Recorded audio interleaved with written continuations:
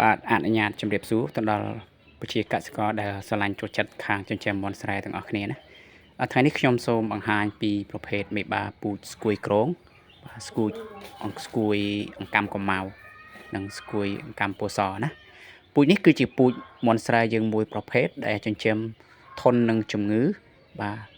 ធន់ជាមួយនឹងអាកាសធាតុប្រែប្រួលក៏ដូចជាពូជគ្រងដែលវាពងច្រើនបងប្អូនមើលតែរៀងវាទៅដឹងហើយគឺងោខ្ទឺតណាគូតវាមាន់នេះវានៅធំទៀតច្រើនបងប្អូនណាអាយុវាទោះបាន4ខែហើយវានៅធំទៀតហើយនៅពេលវាពេញរូបរាងវាគឺកាន់តែស្អាតជាងនឹងណាបងប្អូនណាបាទសម្រាប់បងប្អូនណាដែលស្រឡាញ់ចូលចិត្តទៅលើមេបាពូជស្គួយគ្រងបាទជាប្រភេទមាន់ស្រែយើងសុទ្ធ 100% ណាបងប្អូនបាទពូជនេះគឺយើងចិញ្ចឹមទៅគឺ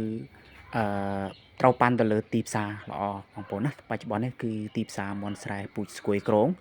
បាទគឺតម្លៃល្អនៅលើទីផ្សារហើយការចិញ្ចឹមក៏វាស្រួលថែដែរបងប្អូនណាវាអត់ពិបាកថែអត់ហត់ថែទេពូជហ្នឹង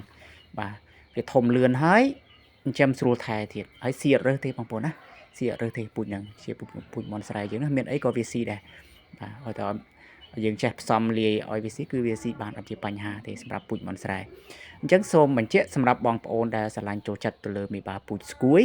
យើងមានការបន្សុទ្ធពូជយកស្គួយសុទ្ធហើយនិងស្គួយចម្រុះបាទអាស្រ័យលើបងប្អូនត្រូវការបើសិនជាបងប្អូនស្រឡាញ់មេបាពូជស្គួយសុទ្ធបែបស្គួយអង្កាំកម្មៅឬក៏ស្គួយមាសឬក៏ស្គួយអង្កាំសគឺបងប្អូនអាចតាក់ទងមកខាងកសិដ្ឋាន202បានខាងយើងមានបញ្ជាជូនមេបាពូជបាទ25ខេត្តក្រុងរាល់ការកម្មងរបស់បងប្អូនលក្ខខណ្ឌក្នុងការទទួលបានគឺងាយបងប្អូនណា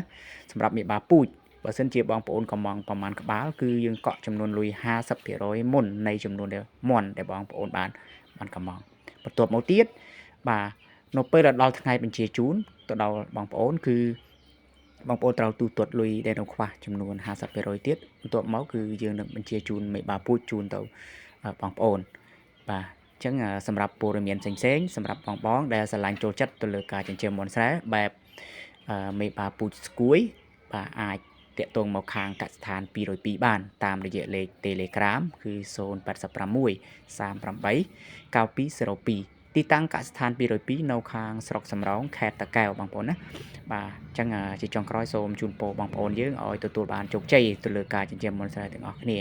បាទអញ្ចឹងសូមអរគុណ